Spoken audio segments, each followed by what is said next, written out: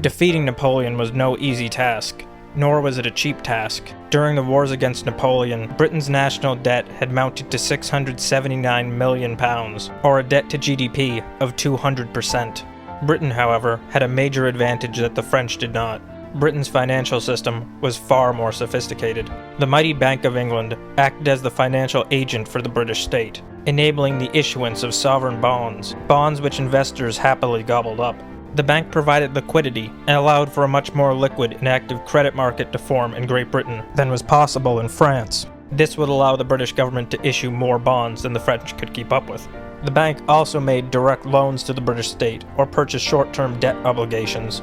The Bank of England maintained a highly liquid monetized system with highly active transactions in Bank of England notes. These banknotes were convertible for gold. Yet in 1797, the bank suspended the conversion of notes to gold, owing to dwindling gold reserves. Freed from this obligation, the bank began to issue more banknotes than it had gold in its reserves to match, liquefying the British economy and allowing the state to borrow more and more. Eventually, the conversion was reinstated in 1821, yet it had already laid the groundwork for an entirely monetized, debt-driven economy, free from the needs of holding adequate reserves. Founded in 1694, the bank had slowly been increasing its dominance in the British economy for centuries. The privately held bank was heavily invested in by prominent British merchants and financiers, as well as many Dutch investors. The bank grew to become the British government's primary lender, as well as holding a monopoly on the creation of banknotes, which may not seem like a big deal now, as most countries today just have one national currency. But through much of early modern history, different banks would each issue their own notes. In 1715, Parliament's Ways and Means Act allowed the bank to receive subscriptions for government annuities, which paved the way for the Bank of England to become the most dominant force in the British credit markets. Throughout the 18th century, Amsterdam and London credit markets had become truly enormous, and also highly speculative, with many investors taking enormous positions in speculative debt. In 1772, this would ultimately lead to a series of bank failures. During this crisis, the Bank of England showed one of the first examples of a central bank bailout. Increasing the volume of its bill discounts, the Bank of England injected liquidity into the British economy, and did so by increasing the credit supply. At the time, this was a quite novel concept, and had certainly never happened on this scale before. Yet today, we expect central banks to do bailouts by increasing the credit supply. The East India Company, which was essential to the British Empire, had become dangerously threatened by this credit crisis. The Bank of England provided large emergency loans to the company. It would also provide these emergency loans to a number of British banks, and thus, as the years went on and the crisis dissipated, the Bank of England had truly become the bank of banks, and a dominant force in the British economy and the British Empire itself. Now, as the 18th century was rolling into the 19th, Britain's economy, Britain's empire, and Britain's financial system had only become more complex. London had truly become a dominant financial hub, and its bankers among the most powerful men in the world. Yet the Bank of England was only one part of this larger web. The City of London had become like a new Amsterdam. The City of London's history is quite curious, and it is very old. Founded originally as Londinium, a 1st century Roman settlement. Later, as the Romans would leave the town, it would become home to Anglo-Saxons, and very wealthy Anglo-Saxons at that. Upon the Norman invasion, the Londoners resisted William the Conqueror, and as a result, the City of London was not included in the Domesday Book. It was then that many of the old castles were built around the city, including the Tower of London, and it was then, in 1067, that King William would give the City of London its own charter, making it a unique city in all of England. The charter still physically exists in the city's archives and is known as the William Charter. It was written in Old English, which is quite notable, as William spoke medieval Norman French, and translated from Old English, it reads, "William King greets the Bishop and Geoffrey the Portreeve, and all the citizens of London, French and English, in friendly fashion, and I inform you that it is my will that your laws and customs be preserved as if it were in King Edward's day. God yield you." This is really quite stunning, as William the Conqueror is known for conquering. Yet his charter states that London may continue to act as if it were still an Anglo-Saxon kingdom. This is an enormous amount of autonomy that he grants to the Londoners, and this autonomy will remain for all of its history. And by the City of London, I don't mean the metropolitan area that people think of as London. For people in the UK, I mean the city. And for people outside of the UK who aren't familiar, I'm referring to the financial business heavy area that is just a very small square mile of London, near Tower Bridge, St. Paul's Cathedral, and the Tower of London. It has historically been home to the most powerful financial institutions in Britain. The most powerful banks, exchanges, brokers, and insurance companies have all called the City of London home, as well as the Bank of England itself. Today, the City of London is home to companies like Aon, the Mann Group, the FTSE Group, IG, Legal & General, Lloyds, NatWest, Rothschild & Co., Schroders, Standard Chartered, and the British end of Willis Towers Watson. If you are at the very peak of British finance, you probably have an office in the City of London. And that autonomy from the days of King William still exists, with a very odd political structure. In fact, the City of London isn't quite a city at all. It's a corporation. Its governing body acts as a unique corporation, and is not subject to the larger London government or the Mayor of London. It is instead overseen by the Right Honourable Lord Mayor of London, who takes precedence over all others within the city's bounds, except for the English monarch. However, the monarch cannot simply appear in the City of London, and must request written permission in order to enter the premises. The city also has its own representative in Parliament, who is not simply an MP, but instead goes by the title the City Remembrancer. The Remembrancer typically acts behind the scenes to negotiate and advocate for the city's interests. As Britain would go from being an island nation to a sprawling, globe-spanning empire, it would do so through trade, finance, and debt. And thus, as London would take the place of Amsterdam, and the center of those business, financial, and familial connections would move to London, the truly unique City of London would be at the center of it all.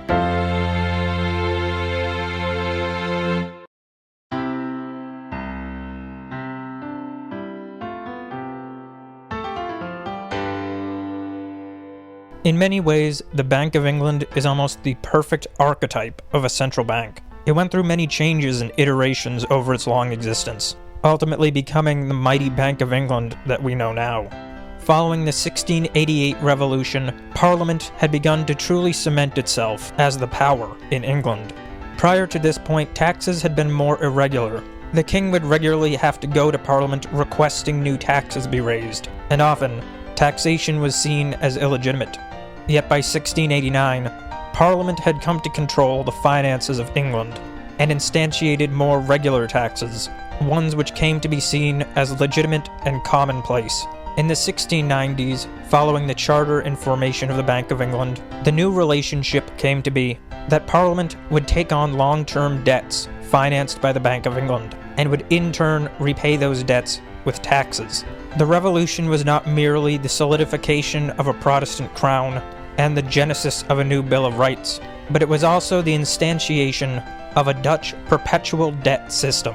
It would come to be realized that the government never truly had to pay back their debts, that as long as they could keep borrowing, they could stay in debt forever.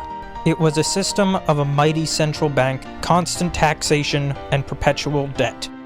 It would continue in this general mold for some time, until the Napoleonic Wars, when the convertibility of notes for gold was suspended. Through this period, when the Bank of England showed that it could liquefy the economy by increasing the supply of short-term debt, and that it could maintain control over the monetary system, even without the physical assets to back it. The Bank of England had come to demonstrate that it was the master of the economy, and not the Treasury.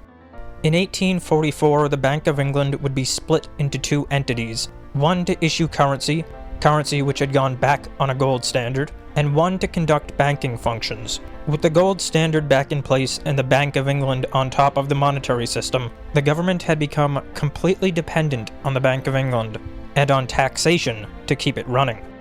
This opens up a quite curious question as to where money comes from, because it can't come from the government. All they can do is borrow and collect taxes. So then the thought goes that money must come from the Bank of England.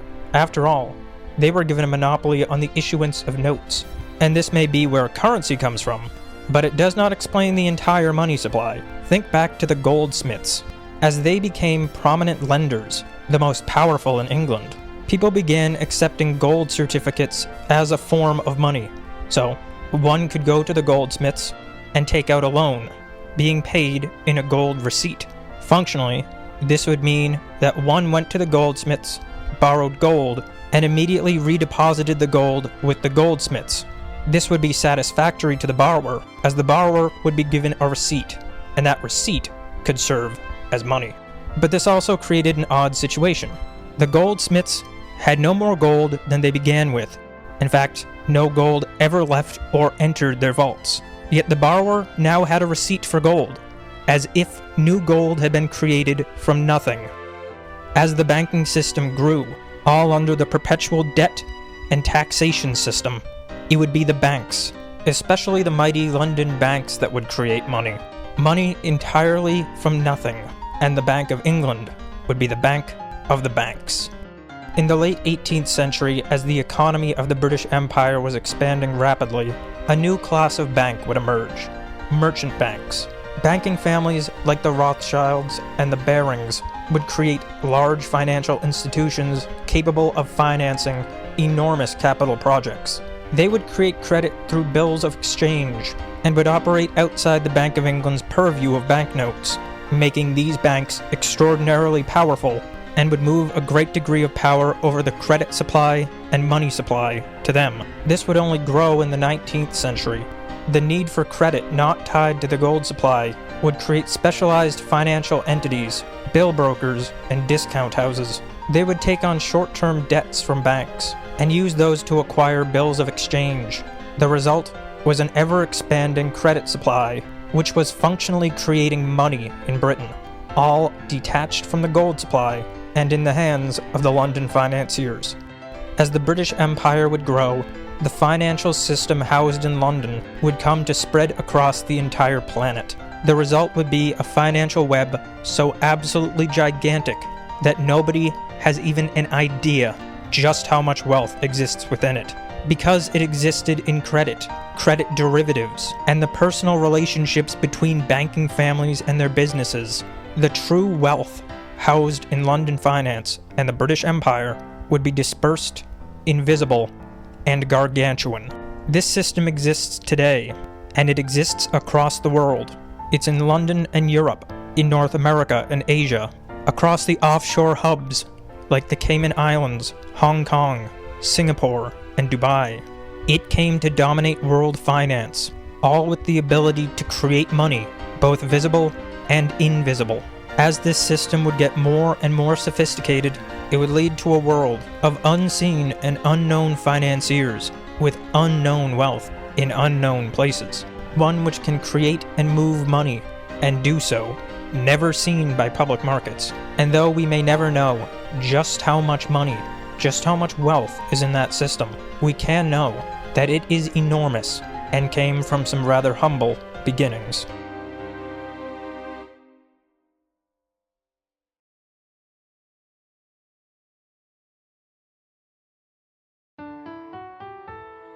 So, you're the Prince Regent, or more likely, the Chancellor of the Exchequer, and you need money to repel Napoleon. Fortunately for you, Britain is the most sophisticated financial nation in the world. There are many notable, great, and powerful financiers of this era, but there is none more legendary than Nathan Meyer Rothschild. Nathan was born in 1777 in Frankfurt, the Holy Roman Empire. He was the son of Gutla Schnappe and Meyer Amschel Rothschild. His father, Meyer Rothschild, was a very prominent banker and currency trader in the Holy Roman Empire. Beginning his career at Simon Wolf Oppenheimer's bank, he became skilled in foreign commercial banking and currency trading, becoming a renowned dealer of rare coins within the empire. It was for this rare coins business that he began to earn the patronage of many prominent Holy Roman Empire princes, which allowed him to expand his banking business, ultimately becoming the banker of Wilhelm IX, the Landgrave of Hesse-Kassel. While working for the Landgrave, the French Revolution broke out, which was quite fortuitous for him, as the tumult allowed him to expand his business. Britain, fearing wider anti-monarchist revolts, was paying Hessian mercenaries in an attempt to influence the situation. Meyer Rothschild handled the transactions. Later in his career, when Napoleon invaded Hesse-Kassel, the Landgrave would flee to Holstein, though Meyer, who had become the Landgrave's principal banker at this point, retained his position, conducting cross-border transactions for the Landgrave. He would also make a sizable profit circumventing one of Napoleon's blockades. His son, Nathan Meyer, would continue in his footsteps. At 21 years old, in 1798, he moved to England to live in Manchester, financing the active textiles trade in the city. 6 years later, he would move to London, hoping to amass a great fortune in the center of finance. And here, he begins to trade debt, mostly bills of exchange, a negotiable debt instrument, amassing an enormous fortune through his bank, N.M. Rothschild and Sons. He expands his business to bond trading, forex, and brokering, making him one of the wealthiest men in Britain.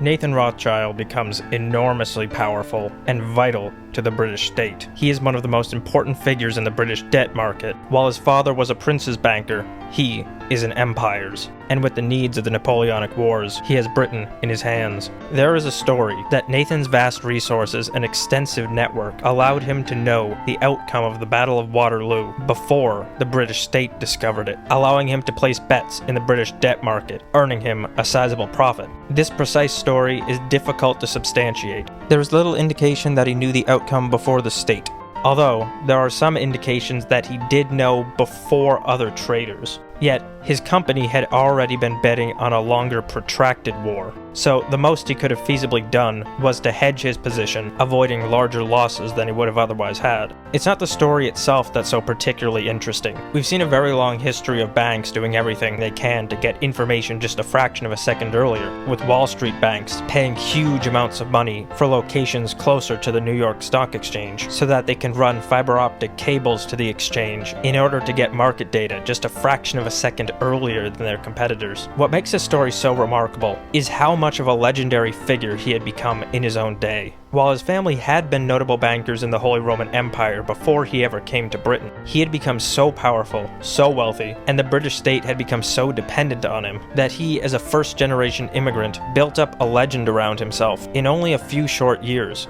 And the legend of their family exists today, although there are certainly more stories with later descendants involved in media, natural resources, politics, diplomacy, foreign policy, and perhaps spycraft. Oh, also one guy who really liked bugs. Because of the sheer scale of their wealth and influence, there have always been stories surrounding the family. Some true, some untrue, and some probably a mix of both. But the legend of Nathan really details just how powerful the financial class was at this time. As Britain enters the 19th century, it becomes a vast empire. But it isn't an empire of conquest, it's an empire of trade and finance, many of its colonial holdings being ultimately just British companies. And Nathan is emblematic of the British Empire itself. His power is the power of the British Empire, and the empire is Nathan. Nathan and those like him. So while we might not ever know which legends are true, he earned his legends.